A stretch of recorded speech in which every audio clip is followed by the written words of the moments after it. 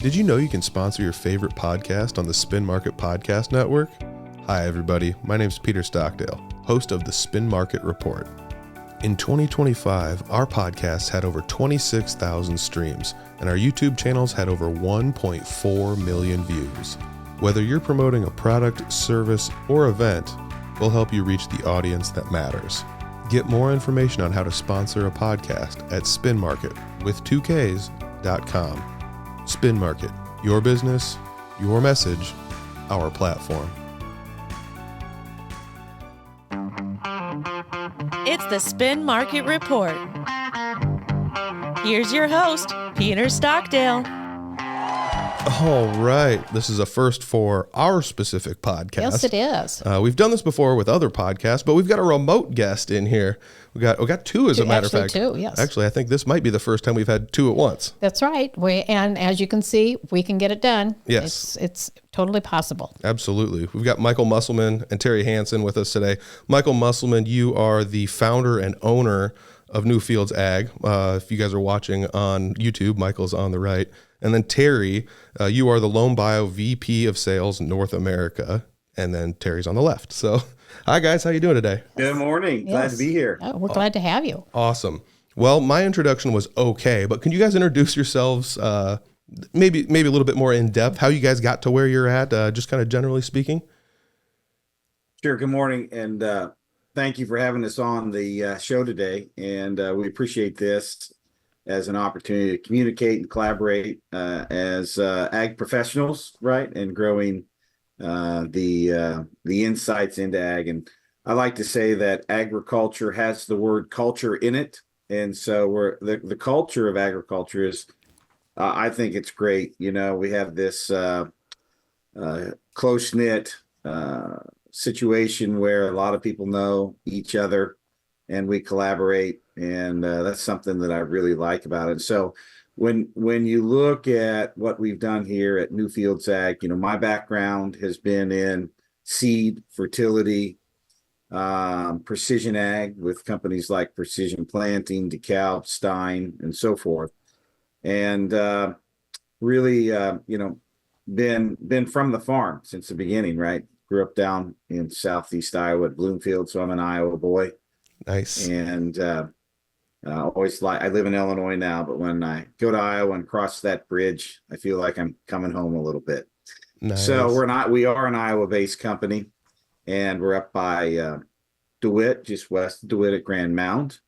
And so for the past 7 years, I've been working with my business partners after coming out of career and with other companies, and did these startups, one of which is Loam Bio, which we recently exited to BW Fusion.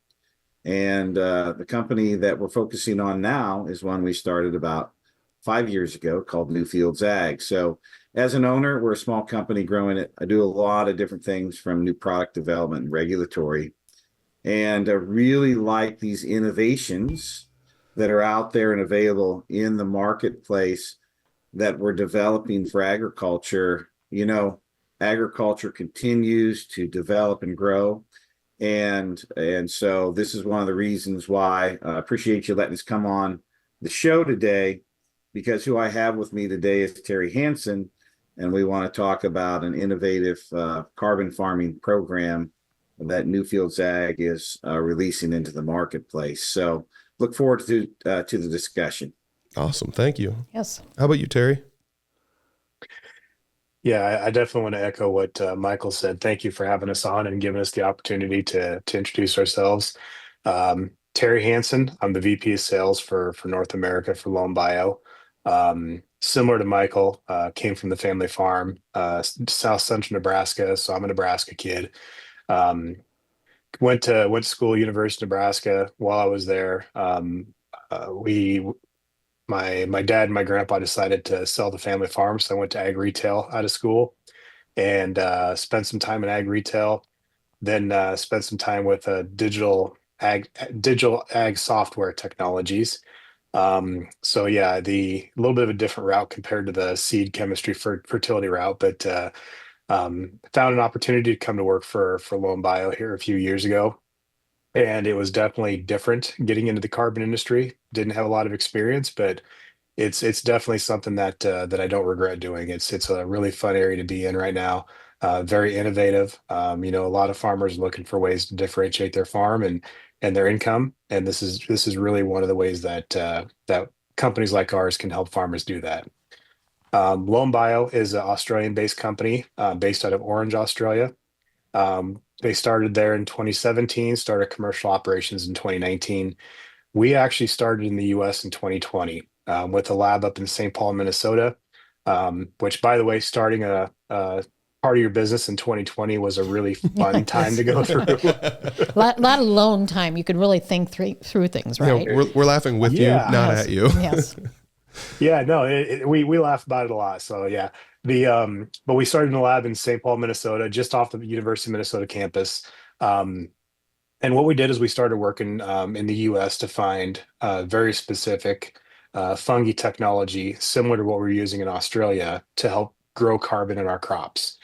And we took numerous samples all across the Midwest, all of your undisturbed areas. So your pastures, your tree lines, your fence lines. We're looking for very specific types of fungi strains that we knew could help crops build more carbon in their soils.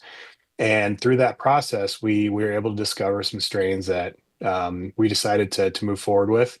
So we were able to take a few years to actually make sure that these fungi strains were doing exactly what we thought that they could do, and that we could stand behind the technology because we had the data, we had the research, and we knew what we could expect when we brought it to the industry. In the meantime, what we did is we started talking to the industry to really find out what did people like about carbon programs that were out there at that time. What did they not like? What would they want to see different if we were to introduce a carbon program? And that was really the basis of why we built our carbon program the way we did. Is we wanted to be different, but in the best way possible. We wanted it to be farmer first. We wanted to give farmers more control of their asset and give farmers the opportunity to monetize that asset at the best price possible. We went with our first commercial release in the US in January 2024. So we're in our third season of working with farmers today. And as Michael said, we've started a collaboration with NewFields Ag, really trying to help them roll out a carbon offering in their business portfolio that we can kind of be the engine behind. But we're really excited about the partnership. We're excited with the opportunity. These are great folks to work with, and they've got really, really great farmers that they work with today. So we're excited to be here, and thank you for the opportunity. Absolutely. Yeah, I'm definitely going to drill into this carbon credit program that you guys have been discussing a little bit. But I am curious, what got you guys both interested in, like, let's say, the sustainability of farming? I grew up on a farm. Let's just say we kind of aged out of it, and in my family, we just didn't like keep up with the times. But like, was it as the technology changed, you guys realized like, oh, there could be an opportunity for a better yield here? Or did you go to school for this and it was like, well, this is interesting, let's see how far into this I can get? Or did you see some gaps in the industry and that's what got you guys interested in this? Or either one of you, or both of you, what got you interested in going down this path? Yeah, I can go ahead and start. The sustainability, the word sustainability in agriculture is interesting because everybody kind of has their own conception of what they think that means. Some folks automatically think that it means going no-till, cover crop, natural fertilizers, just the full, one side of the spectrum. When other folks hear sustainability, they think, reducing your tillage footprint, maybe applying a little bit more manure than you would synthetic fertilizers, maybe not with the old school thinking of sustainability. Okay. But what I found is that a lot of farmers are really making decisions in their operations that you would consider sustainable.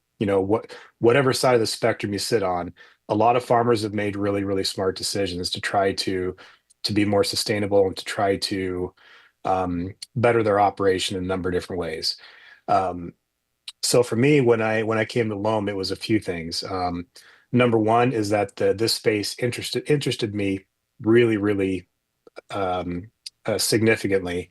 I wanted to be a part of something that was different. I wanted to be a part of something that I thought could really be a game changer for the industry.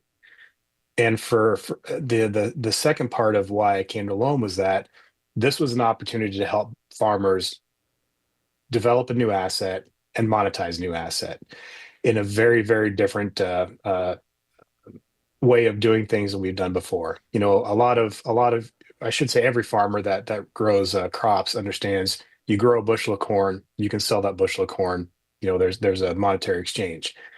When you're talking about carbon, it is a relatively new concept to the marketplace. Um, the biggest draw for me, though, is once I had a chance to understand the role of carbon in the soil and what it does to benefit your soils, to benefit your crops, and to really help those soils become more resilient and more efficient with helping to grow your crops. That for me was just the biggest draw, is because, you know, full transparency, I didn't fully understand it until I got into this, but once I did, then I was ready to go. So my background's in agronomy. I talked about I've done some different things in my career, but my background's really in agronomy, and I had a basic concept of what carbon did in the soil, but I didn't fully understand. But once I had a chance to get to that point, it was game on, because we are seeing with our farmers that we work with today the direct benefits of building carbon and what it can do to help your soils become more resilient, more efficient, and just overall build the health of your soils and your fields to help your crops be more productive, more efficient. Whether that leads to a yield benefit, whether that leads to better resilience in times of stress. But carbon is really the foundation for a number of those things that you see beneficial in your fields. That's awesome. I mean, we're going to drill more into the carbon here in just a second. How about you, Michael? I got a little bit of your backstory earlier. I also listened to that episode of you on Rooted in Results, but how about you? What led you down this path? So growing up on the farm in Southeast Iowa, we had kind of a mixed use land. So we had a lot of pasture, and then we had a small amount of row crop. We did a lot of hay. We'd sow oats and so forth. But I can say that in the 20 years of growing up on the farm, I saw we call it the ditch, right? The ditch in the pasture, in the back pasture. When I was young, how I could walk through it, and then you could probably drive the tractor through it. And then as I got a little older, it became a problem, kept getting deeper and deeper and deeper. And, as you go further on and you learn and you watch and you get in the industry, and then, this is me growing up in the 70s and 80s. And then you have this switch into no-till, a lot of acres going into no-till. This idea of sustainability and regeneration in terms of regenerating or helping the soil, I think, became more and more important to us as we see and we recognize that the techniques that we've been doing, which just straight out continuously tilling the soil without thinking on conservation, has been a major thing in the past 40 years for us to look at. So I think we've gone through that curve, and I remember speaking with a friend of mine who, this is probably 15 or 20 years ago. He made the comment to me, that his soil, when he goes out and looks at it or works it, that it just doesn't look the same as what it did decades before, right? Of him growing up on the farm. And so I think it's one of those things where we begin to define, hey, we have to turn around here and say we're doing what we're doing, but we want to look at working at preserving and bringing back that health and vitality in the soil. So my interest, that's one of the reasons I'm in the biological business is that we have what's going on in the soil. It's a biologically based system with all kinds of types of biology, including, what we're working with Terry and Loam on. And so my interest is we have to grow a better crop and do it efficiently. And a sustainable way of growing the crop is sustainable financially and can also be sustainable for that soil and that land base that we have. And there's so much value in the soil that we have to think about and what it can do. So I think for me, it became one of those things where when you look at all of the innovation in ag, whether it's precision ag, whether it's seeds, whether it's traits and cover crops and all these kinds of things, this is that full systems approach that we have to look at in terms of how do we get a crop, how do we get a return, but how do we keep that land base where it needs to be able to continue to feed us as we feed it. So, this really works in well from sustainability and regenerative. And as we dig into a few of the details here, growing carbon into the soil and putting carbon into the soil is a main part of this program. And that is very, very important. And what I like about it too is we can actively be growing carbon, not just trying to say we reduce tillage. And so we preserved carbon that was in the soil. And that's a different function. There's the preservation, and then there's the putting of the carbon in the soil. And those are ways that we can work together in sustainability and regenerative ag.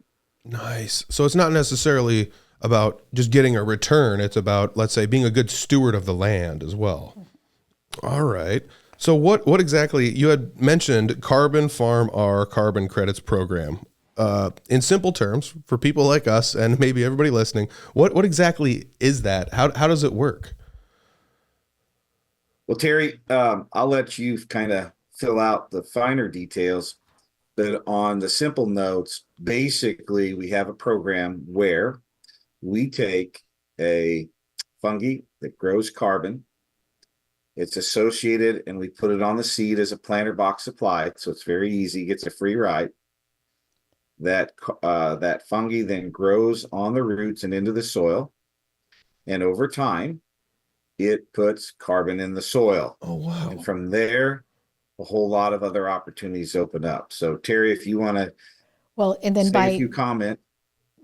Then by doing it on the seed, you've also eliminated another step through that field. Oh, absolutely. On there.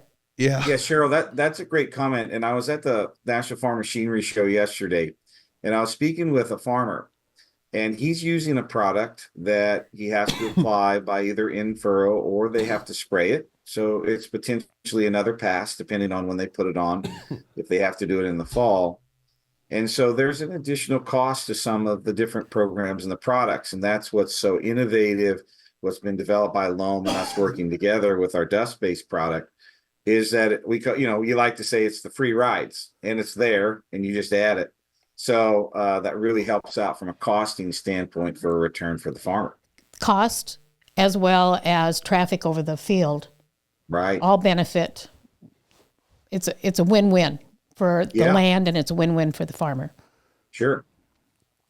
All right, Terry, you don't have to go full scientist on me, but let's dig just a tiny bit deeper in this. So the start to finish is basically it's on the seed, which blows me away. I mean, to you guys, it's probably an obvious solution, but to me, less passes through the field, less work for the farmer. It's all right there. But how does this, how does the mechanics of this all really work?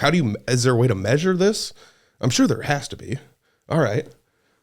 Yeah, those are fantastic questions. And, I think the what was just brought up a second ago about the ease of it, taking a step backwards, our company is founded by a group of Australian farmers. So we think like farmers. We think about what's the path least resistance, what's the what's going to benefit the farmer with what we're doing and not create barriers. So what we've done is we've taken our fungi technology, it's incorporated with NewFields Ag's dust product as a seed lubricant, and that's how it's applied on seed.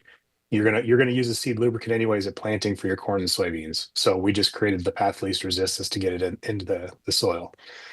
Once that fungi strain is in the soil, by the way, it is a naturally found fungi. It's not created in a lab. It's not genetically altered.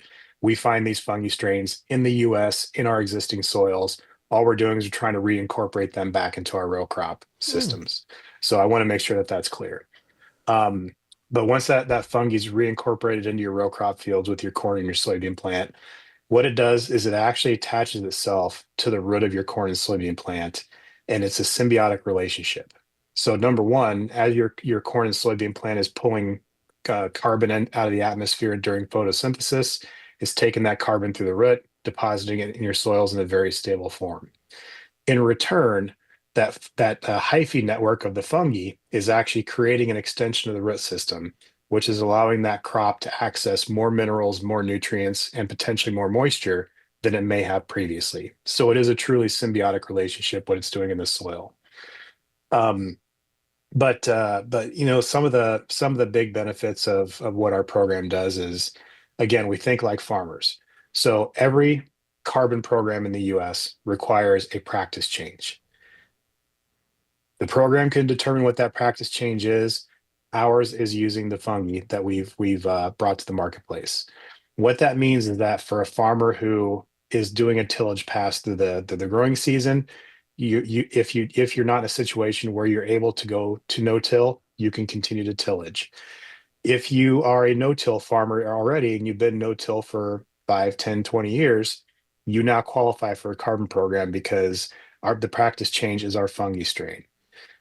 To your question about how we measure this, we're a direct measure program. What that means is that we actually go out and we soil sample your fields before the project starts, and we come back every 2 years and we soil sample to measure your carbon build and then issue you your credits at that time.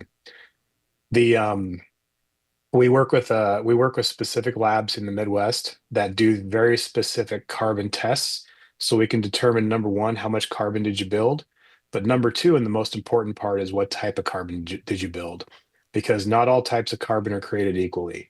When you talk about stable carbon, you have to be able to prove its residence time in the soil, and we do that through lab analysis. And so when we go talk to buyers and we talk stable carbon, which can bring a premium pricing in the marketplace, we make sure we've got that data available so they know exactly what they're buying from our farmers. Wow. So I almost, going back to my high school science days, are you like using carbon dating to figure out how long it's been? Like, I don't know how that works, but it's probably something you guys have that's proprietary, but I don't know. Oh, no. You can go take samples in your field and you can go have a fractionation test done. And a fractionation test is actually how we determine the types of carbon. So Wow. yeah, that's yeah. It's not in-house information. Everything we do is through third parties. So just to make that clear, Okay. our labs are third party. Our soil sampling is done third party. It's really trying to take any shadow of doubt out of what we're doing to say, are these guys doing it on the up and up? Everything's done outside of our house, so that way we can put those potential questions to bed. Awesome. This is taking farming to a whole new level. 100%. Michael, I remember when you were on Rooted in Results, and when I grew up, it was just put the seeds in the 4-row planter wherever it was set last year, just run it. It's not like that. It's not like that anymore. Not even close. No. So business. 100%. It blows me away. I mean, it only makes sense that you guys are basically plant scientists, doing plant scientist stuff. But I don't know. I guess just from my experience being in it, I never looked this deep into it. And it's cool to see how it's changed, since I've stepped away for it the last 30 years or whatever. Is there any incentive to the farmer for return on their investment for this? Again, this is me being ignorant. I don't know. Is there a chance for them to make more money or to retain the money they put into this? How does that work? Yeah, there is. And that's one of the reasons that we're really excited about working with Loam. We've been on this project for over a year and a half. I've been wanting to be involved in carbon in some fashion for years.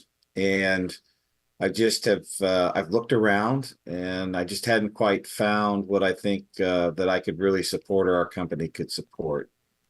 And so when Terry speaks about some of those key points about Loam Bio, farmer backed, success in Australia, coming to the US, hundreds of thousands of acres here. And I think this concept of asking, is there something in it for the farmer? There was a few main points that really struck me and why I wanted to get a hold of this and work with it. And it's the idea that, firstly, we have a product that builds carbon in the soil. It's not just a practice change or a model type of thing. So because we're a biologically based company, we want to help the biological aspects of the soil.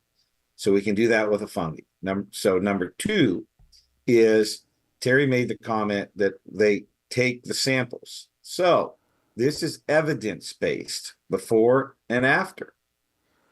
And I also like how Terry talks about the idea that we're using outside sources and put everything together, because it's a complex process to audit all this and for it to go onto the gold standard registry to say, y'all did what you said, and now there's something there to sell. And so it's not greenwashing. You know, what's the saying? There's something there, and it's real and legitimized. And they've done the hard work of doing that. And the nice thing, and what really caught my attention, is the idea that the farmer can actually make money. And he can make a significant more amount of money than some of the other carbon programs that may only pay $5 or $10 an acre or a ton and that kind of thing. So while we're improving the soil, we're improving the ROI for the farmer, and then he actually gets to take those carbon credits, and I say put them in his carbon bin instead of corn bin. And in his carbon bin, which is his account, he has those audited carbon credits that he's generated over a period of time. And then he can work with Loam or another provider where they can sell them into the market at the time and the price that they want to sell them. And therefore, it's farmer focused and farmer driven, rather than I or Terry goes to him and says, well, we're going to pay you X, and that's the deal, so hand those over. So these are some of the main reasons why I really see this as an innovative and different program. And Terry's had people get paid on this program, and there's a bunch more getting paid this year as their credits settle in with their accounting from what they've done in the past year or two. So when you say people have gotten paid, is this large operations, like people with thousands of acres, or is it like small operations, people with 50-ish, 25, 100 acres, or like who is this for, I guess? Yeah, that's a great question. So I would say it's all the above. We do have some larger operations that we work with across the Midwest. We also have some smaller operations. What we found as we've been having these conversations is that there's a lot more farmers out there that have been looking for carbon programs than even we anticipated when we started coming to market in 2024. And farmers were asking really, really good questions. I mean, right from the start of the conversation.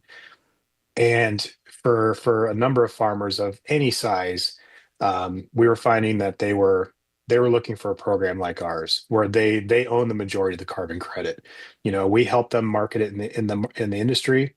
We bring buy offers to the table, but they own the majority of the credit. And as Michael was saying, it is quite a bit different than some other programs that are out there. Not to say that anybody's doing anything wrong, because I'm a big believer that if you're going to do a program, then do a carbon program. If it's not us, there's no harm, no foul. But take a look at a carbon program that works for your farm. But we were finding that farmers of all different sizes were asking questions and really trying to find out if we were the right fit for them. And we found that for a number of farmers that we've been the right fit for their operation, that they're looking for a program that was a little bit different. So yeah, that's a long way of saying it's all the above. We've got farmers of all sizes within our program. What we've also found is that since we're one of the few programs out there that a no-till farmer qualifies to be a part of, that unlocked that opportunity for those farmers right from the get-go. Because again, there are some programs out there that ask you to convert to no-till or to do cover crops to qualify. That's their practice change that's required. With us, it's using our fungi technology. So if you've already made that conversion to no-till, you're already doing cover crops, and you may not qualify for other programs, you do qualify for our program. All right. So like one of the questions I had was, what challenges do farmers face when adopting carbon farming practices? And I feel like we've covered that already. It's maybe they don't want to make another pass through the field. Maybe they're a till or a no-till field, or maybe they don't know who to contact. And as the practice becomes more readily available, and as you guys are changing the game a little bit, it kind of opens up this process to people that maybe had a barrier of entry previously. All right. Yeah, honestly, I think that's a great point, because the way that we've approached the marketplace in the U.S. is, our biggest competitor, honestly, and not just us, but any other carbon program that's out there, our biggest competitor is the misconception or the misunderstanding of what a carbon program is. That's my next question. So let's hit it. Yeah. All right. What do we got? What's the biggest misconception for everybody? I'm actually really curious. Yeah. So there's a lot of misconceptions about, is the government involved with this? Is this actually being paid for by taxpayer dollars? The short answer is no. There's a lot of misconceptions about the role of carbon in the soil. There's misconceptions about the companies that are buying carbon credits today in the U.S. There's misconceptions around the carbon industry in the U.S. So what we've really tried to do is take a education first approach to really help farmers understand what's true and what's not true. And then we can talk about who we are, our partnership with NewFields Ag. Are we the right fit for your operation? And again, if we are, that's fantastic. We'd love to do business with you and try to bring some value to your operation. If we're not, take a look at a program out there, make sure it's the right one for you. But yeah, I mean, honestly, that's what we've seen so far in our time here in the US, has been just really trying to break down some of the misconceptions that are out there, whether it's coffee shop talk or somebody on Facebook said this, so it's got to be true, right? Exactly. That's some of the things we're trying to overcome. And once you get a chance to sit down with somebody and really try to go through that stuff and try to either reinforce things that they've heard or dispel some things that they've heard, it really does help the conversation, and help that farmer understand if not just us, but if a carbon program is right for their operation. Awesome. So, I mean, this is probably a little late to ask this question, but what exactly changed to make this such a big deal? Like, Michael, you had discussed you had a ditch in the back of the back 40. Maybe you were alluding to maybe some erosion or how it all changed, but like, what was it in, like, let's say the 80s, 90s ish that made people just kind of like look at everything? Was it just the fact that dirt looked different and maybe the yields were going down, or what exactly was the big kicker here to kind of push this idea to the forefront, here in 2026? So I think that farmers are understanding, and this is a general statement, that, okay, well, let's just say this. For the most part, the plow has been put away. Yeah. For the most part. Yep. And deep tillage, as far as the total disturbing of the soil, has begun to be put away. And I think that's a long-term understanding that the farmers recognize after a period of time, that when they see the soil run into the ditches and down, the creeks, that they begin to understand that that's really important and valuable soil. And over time, we began to learn about the actual value in a ton of soil of phosphorus and potassium and so forth, and organic matter that we've been losing. And if you go, I think, if you look at in Iowa, I think in the past that a normal amount of erosion on an acre of soil is in the order of, is it 5 ton per acre? Is a 5T? It's either half a ton to 5 ton. Oh, wow. And we have to watch that, because over time, years over years over years over years, when you know how important and precious a percentage of soil organic matter is, they begin to understand the value of what that brings to the table, whether it's the nutrient value, the water holding capacity, and so forth. And so I think it's really one of those things where each generation is learning more. and learning more about soil health, plant health, and that interaction. And this is classic thing where in agriculture, we're moving from calling the soil dirt and actually thinking that it's more valuable, right? And we have this saying in agriculture, unfortunately, it's from a long time. People say you're dirt poor. Ah, That has reference to a poor farmer or a poor sharecropper, conceptually, okay. in my mind. Yeah. And foundationally, the soil is a measure and a store hold of wealth. And that's how we have to look at it. And so what we do with our soil and how we steward it is critical. And there's always that fine line of you have a landowner who farms this soil and you have a landowner who has a cash renter. And that's a very dynamic situation in terms of how people do things, right? Absolutely. And so I think that this is a piece in the puzzle or part of the puzzle where people are saying we've got to pay attention. And when we pay attention, it's not just an expense to work on our soil health, but it's actually a benefit to the wealth that's in the soil. All right. I like that you said that because I feel like, and I'm going to pigeonhole farmers because I grew up on a farm. My dad was a farmer, but sometimes they just look at the expense sheet and they're like, I don't know. But when there's actually a benefit that comes out the backside of it, that'll actually turn some heads. And I feel like that's probably the most important thing to kind of drive home to people is this is not just an expense. There is something that can come out of the backside of this. Okay. I got a general question for you. How does this impact the population of, just the general population? America, you said, Loam Bio is based out of Australia, so maybe the world population, but how does this impact the general populace? Yeah, that's a fantastic question.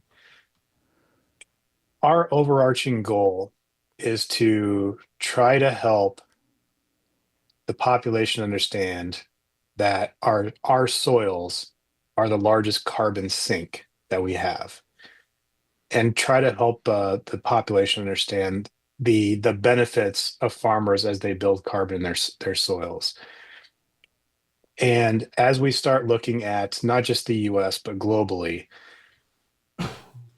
carbon markets are becoming stronger with more buyers. Some of this because certain countries have regulations on it.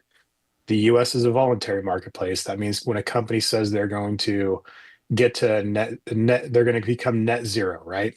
We're going to be carbon neutral because that's what we've decided to do. They're doing it because they want to. They're not doing it because there's any government pressure. They're not doing it because there's any penalties. They've decided that they want to do this as a company, be environmentally responsible. Yeah. The number of companies that are doing this in the U.S. is rising, and the demand for carbon credits in the U.S. is rising. Not to mention, when you look at the other markets around the world, you're seeing the exact same thing. More companies are becoming involved. They're buying more credits. There's more dollars available to, in this case, farmers. Okay. But outside of the money part of it, what we're trying to do is we're trying to help agriculture be looked at as the primary resource for companies to go to when they want to purchase carbon credits to help get to that carbon neutrality or that net zero goal that they have.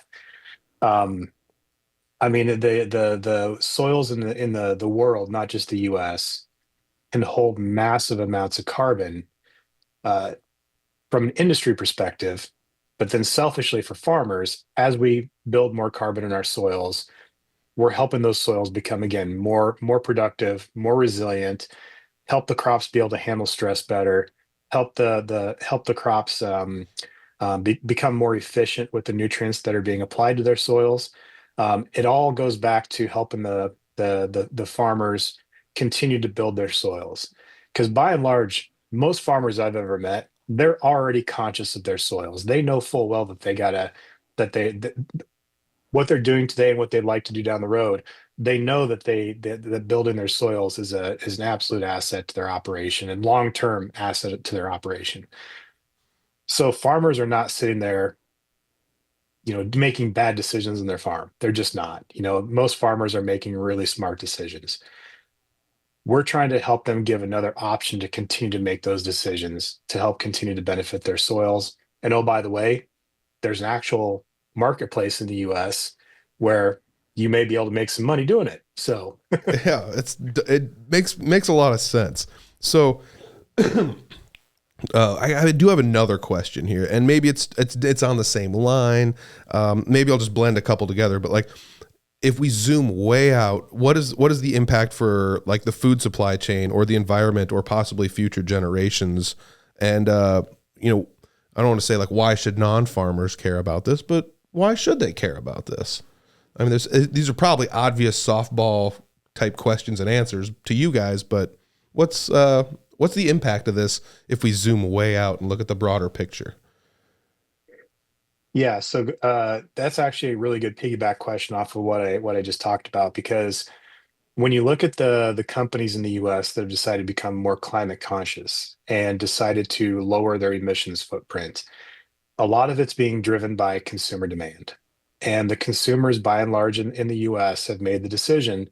They want food companies, they want tech companies, they want these large corporations to be more environmentally conscious. So when a company says that they're going to get to net zero, that means that they've made that decision because of pressure from the public or pressure from investors. So, in your local community, you may or may not think of doing business with organizations that way, but it is definitely on consumers' minds as you get into other areas of the country. So what that does is it puts farming in general as the opportunistic entity to be able to fill that demand that companies are looking for carbon options to be able to get carbon that's being captured in the soil. Call it what it is, right? Sometimes it makes for a really good story for a company to say, hey, we bought this many carbon credits to offset our emissions, and oh, by the way, we paid farmers to do it for us. But if farmers have the opportunity to benefit from that, it's good for all of us in the Midwest that produce corn and soybeans and grow cattle and feed the world. Is we get a chance to be part of this solution that these companies are looking for. Yeah, Michael, do you have anything to add to that? So kind of bringing together maybe some comments earlier in your questions, from a consumer standpoint, when we put more carbon into the soil and we create a better plant, this goes right along with the Make America Healthy Again concept, in that we know that a more fortified feedstock or food stock for humans or animals can translate up into the quality of what the consumer is purchasing. The other thing that's really, I think, important to think about is with this particular fungi, we can put in 1 to 3 tons of carbon per year, depending on the soil type, the plant, and so forth. When we look at a cover crop, that, if you look it up and do a little research, puts in maybe 0.2 to 0.8 of a ton of carbon. So we're dramatically increasing the amount of carbon and improving soil health, even over some of the other techniques that we do that are great techniques and we want to. And I'll echo what Terry said about the idea that agriculture is a major answer to the need for putting carbon in the soil. And carbon, I want to make a statement. Carbon's not bad. Carbon's fantastic. CO2 is what plants use, right? To make themselves. Yes. And they give us oxygen. And so carbon is good, and putting carbon in the soil is a great thing. And this is what the crops do that we grow. And this is what farmers are doing when they improve their soil health.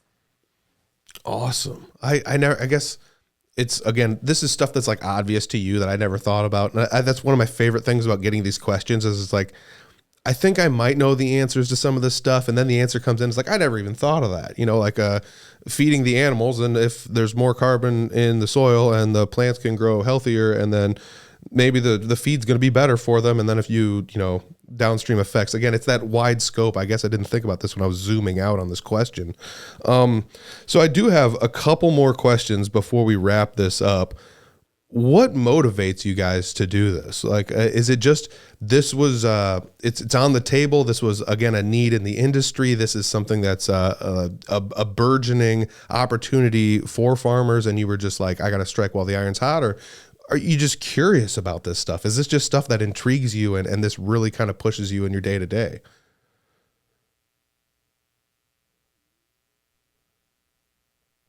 Yeah, I can go first. Right. So there's a couple things to answer your question. Number one, I love working with new technologies in agriculture. Absolutely love it.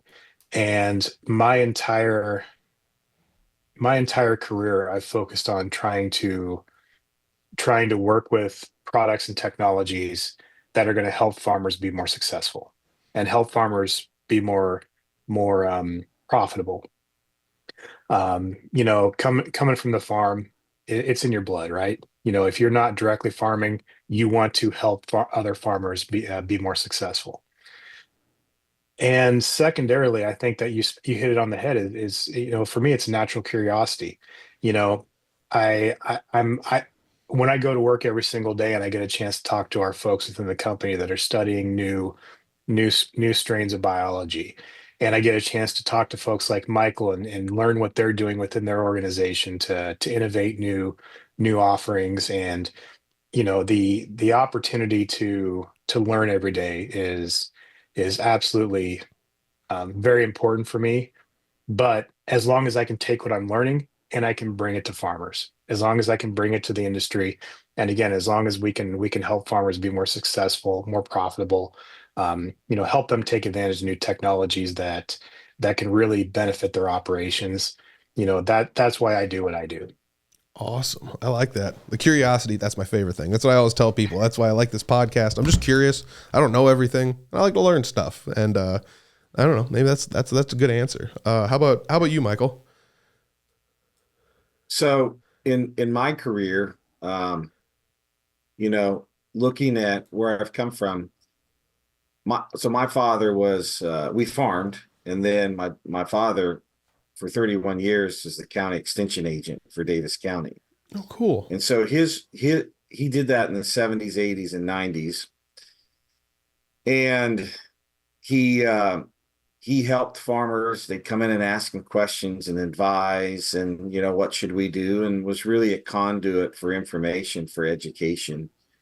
And the goal here, as Terry said, is from a consultative manner to help the farm and the farmers. And that's really the way we like to view what we do. And from synthesizing technologies, the release of from Roundup Ready soybeans to new varieties to planter attachments to patented products, even into what we did here with our dust-based product. It's a patented product. And now we're incorporating and bringing that technology to Terry's team to even improve their product that they were putting out, right? This innovation. So what drives me is looking at developing innovations and then synthesizing and making those connections to improve and to make it better. That's just, I would say that's a main driver for me. And then when we can pair it with something, I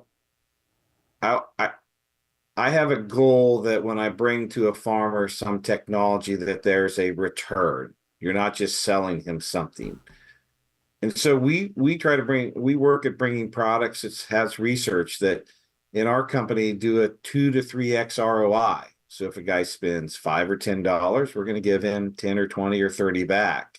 Nice. And those are critical, important pieces from the financial health and stability on the farm, is that we can give confidence to the farmer that when he spends money with us, that he's going to get a payoff. And so I would say is, this is one of the reasons in working with Terry, these guys, is highly innovative way of looking at something, and not just on the farm, but then what the farmer gets to do with those credits, and it brings that ROI to the farm. I love that. That's so good. When we get close, I'm getting close to the end of this, and I'm sure there's still people listening, and this is the perfect time to ask this. If you're still listening, you're curious. And so what I want to ask is, if a farmer wants to learn more about this is a CarbonFarm-R carbon footprint credits. Like, where would they start? Where's the best place to go to find some information on this? Well, you can just take a look at our NewFieldsAg.com website and just connect with us there. You'll see our contact information, and you'll see either my information, or also we have territory reps in many states and areas. And we're happy to do that, or just email in on our contact form from the website, and Jamie or whoever's in the office there will get you back out to us, and we can follow up directly. And then how we like to do this is hold a conversation with the farmer about understanding some of those things Terry talked about before.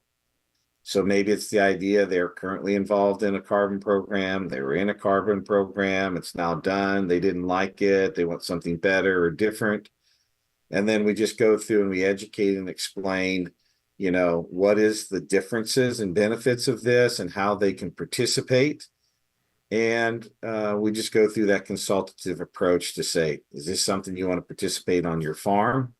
And we let them come to that conclusion then after we have that consultative conversation.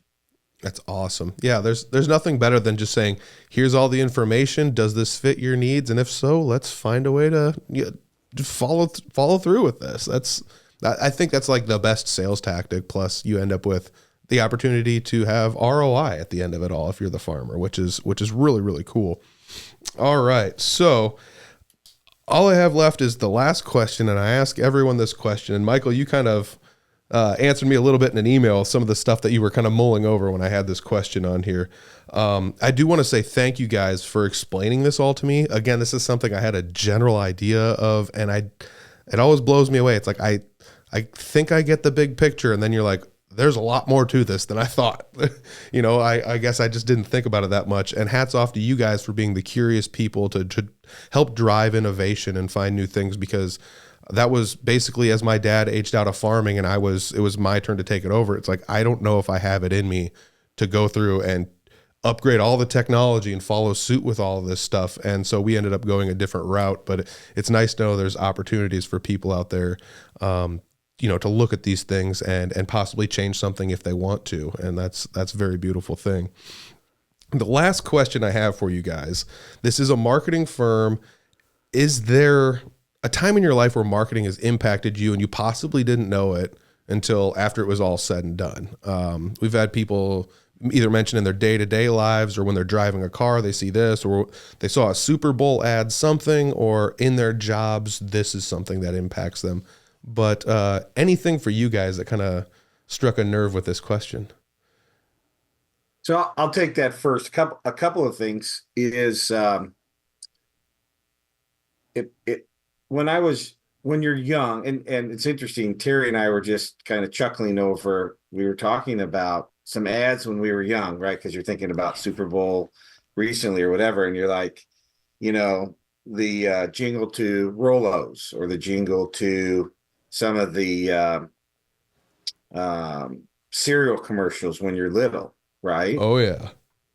And when you're little, you're like, oh, you don't think these guys are trying to sell you something or market to you. You're just like, well, there's something, and I'd like to have that toy. And then you'll go ask your mother for it, or food that you see, that kind of thing. And so it kind of grows in you and it stays. I mean, we can remember these things that really set into us. And so what's interesting is it's so difficult now to get maybe more relevant and stay relevant, because there's so many different messages now. in different ways. And we have to continue to develop that. Another thing that probably I didn't understand early on was product placement in movies.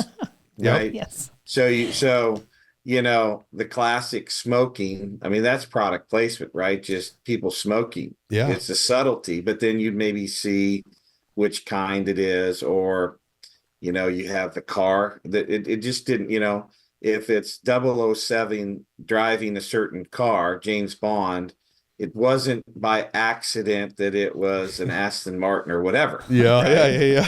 And you're like, you just think this guy gets to drive the nice cars. Well, he wasn't driving a Lamborghini per se. He was driving an Aston Martin.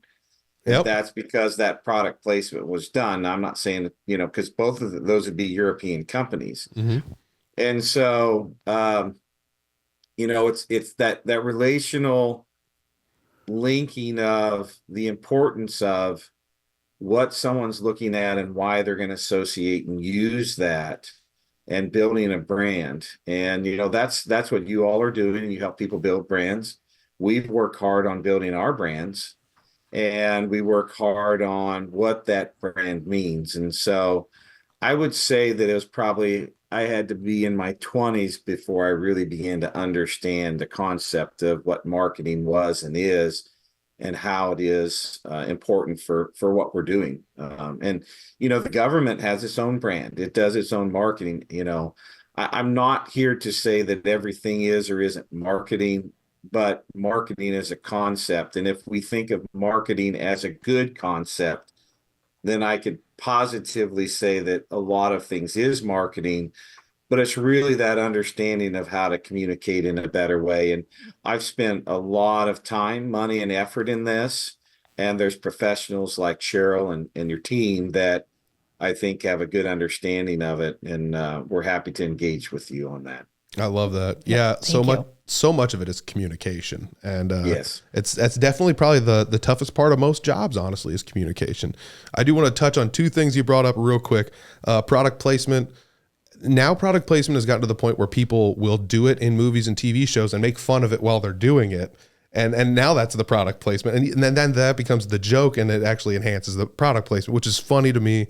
The other one was jingles. You had mentioned like jingles for like, cereals or whatever, radio jingles. There's some from 20, 30 years ago that are still burned in my head that will never go away. Just the most simple ones, I think like, buy Menon, or just like whatever. And it's like, I don't even know if Menon's still a company, but it's like, that's still in my head and it's going to be there forever. But how about you, Terry? What do you got for this question? Is there a time in your life where marketing impacted you and you didn't possibly realize it until afterwards? Yeah.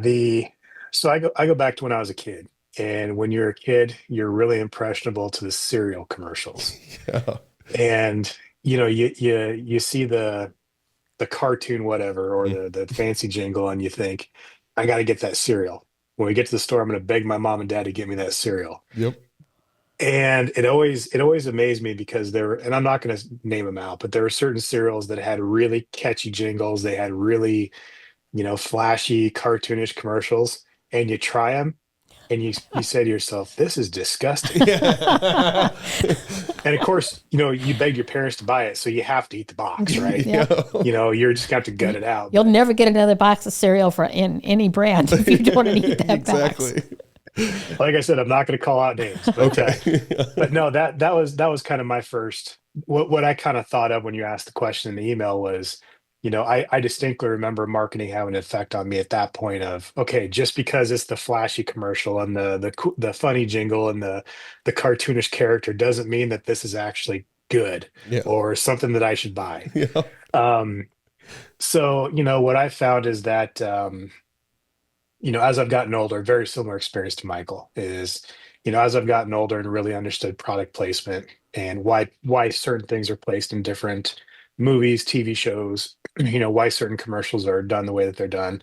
It does become, it does leave an impression because, do you search something on the World Wide Web or do you Google it?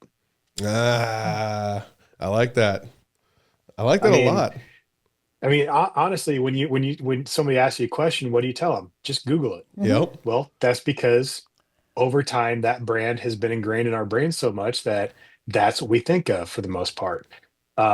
It's like Kleenex. So, yeah. Everything's a Kleenex. Yep. Exactly. That's exactly right. Everything is a Kleenex, not a facial tissue, a Kleenex. Mm-hmm. And there's other brands that are like that as well. But it's funny you mentioned the Biomenin, because I couldn't tell you if they're around anymore. Yeah. But no, as you get older and you start becoming more aware of that, as you start thinking about building your own brand or your company's brand, you do start thinking really creatively about things that you can do and ways that you can do that. And, ways that have had an impression on you. And does that fit your company's vision? Does that fit your company's values? Does it fit how your company wants to be seen? So, I guess that's kind of what came to my mind when you asked the question, was the cereal as a kid. So Oh my gosh, all I'm thinking of is was it Sugar Bear? Was that his name? Like Yep. I'm coming. He always looks so smug. I don't know. I'm coming for you, Sugar Bear. This is super entertaining. I absolutely loved this conversation. Terry and Michael, thank you guys very much for joining us on the podcast. I will say, don't go away quite yet, because we're gonna end the podcast here. But is there anything you wanted to say on the way out the door here?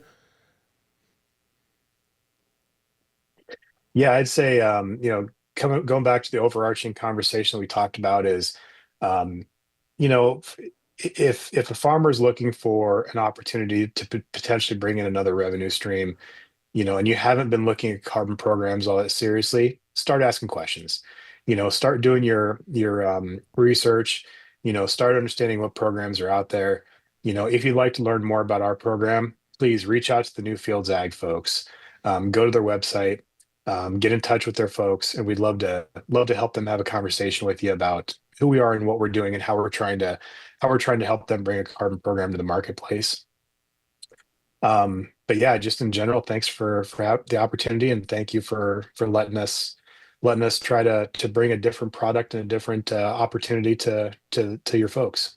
Awesome. All the NewFields Ag links are going to be down below, so you don't even have to search them out. Just scroll down and click on them. Michael, on the way out, anything for you? Well, this has been an enjoyable conversation. I love your questions, and we've been able to help educate a little bit and bring some new things to light. And that's just the opportunity we ask when we talk to the farmers and the people out there. And in this time, we know that the crop prices are a little lower than we wish, and farmers are looking for some extra income. And this program and what we're working at is the ability to help both your soil and your ROI as a farmer. So we really would like the opportunity to sit down and show you how that could be meaningful to you. Awesome. I love it. Thank you guys for innovating and for educating people like me on this topic. Again, don't go away, but thank you for joining us. Yes. Thank you very much. Thank you.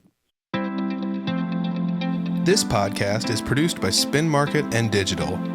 Located in Fort Dodge, Iowa, Spin Market's highly skilled team can help you increase your market by updating your website, improving SEO, designing advertisements, and producing podcasts that will grab the attention of your market. Contact Spin Market today for all your digital marketing needs at digitalagent@spinmarket.com or call us at 515-302-8026. And to learn more, visit our website at www.spinmarket.com. That's digitalagent@spinmarket.com or 515-302-8026. Or visit our website at www.spinmarket.com.